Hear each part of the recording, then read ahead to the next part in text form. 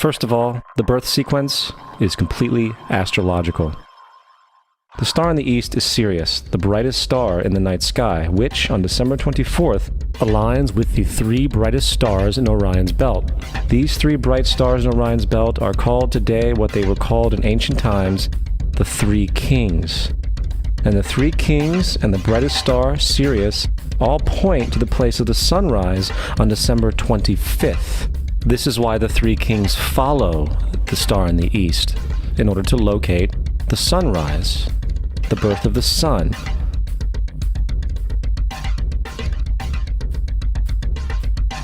The Virgin Mary is the constellation Virgo, also known as Virgo the Virgin. Virgo in Latin means virgin. The ancient glyph for Virgo is the altered M. This is why Mary, along with other virgin mothers, such as Adonis's mother Myra or Buddha's mother Maya, begin with an M. Virgo is also referred to as the house of bread, and the representation of Virgo is a virgin holding a sheaf of wheat. This house of bread and its symbol of wheat represents August and September, the time of harvest. In turn, Bethlehem, in fact, literally translates to house of bread. Bethlehem is thus a reference to the constellation Virgo, a place in the sky, not on Earth.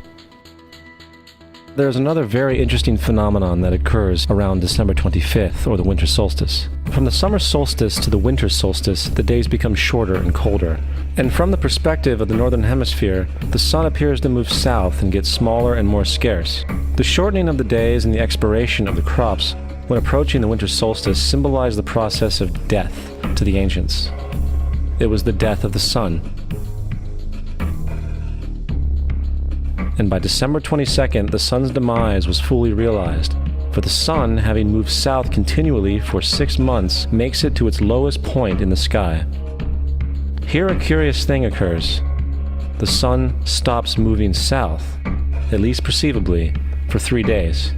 And during this 3-day pause, the sun resides in the vicinity of the Southern Cross, or Crux, constellation. And after this time, on December 25th, the sun moves 1 degree, this time north, foreshadowing longer days, warmth, and spring. And thus it was said, the sun died on the cross, was dead for 3 days, only to be resurrected or born again. This is why Jesus and numerous other sun gods share the crucifixion, 3-day death, and resurrection concept. It is the sun's transition period before it shifts its direction back into the northern hemisphere, bringing spring and thus salvation. However, they did not celebrate the resurrection of the sun until the spring equinox, or Easter. This is because at the spring equinox, the sun officially overpowers the evil darkness, as daytime thereafter becomes longer in duration than the night, and the revitalizing conditions of spring emerge. Now, probably the most obvious of all the astrological symbolism around Jesus regards the 12 disciples. They are simply the 12 constellations of the zodiac, which Jesus, being the sun, travels about with. In fact, the number 12 is replete throughout the Bible.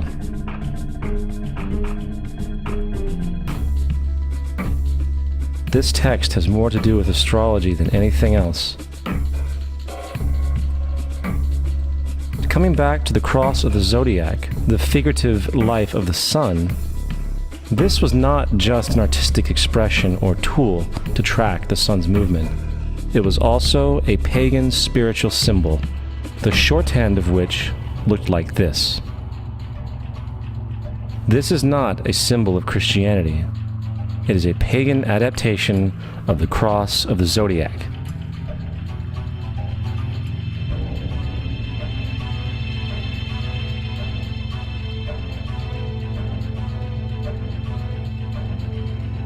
This is why Jesus in early occult art is always shown with his head on the cross, for Jesus is the Son of God, the light of the world, the risen Savior, who will come again, as it does every morning, the glory of God, who defends against the works of darkness, as he is born again every morning, and can be seen coming in the clouds, up in heaven, with his crown of thorns or sun rays.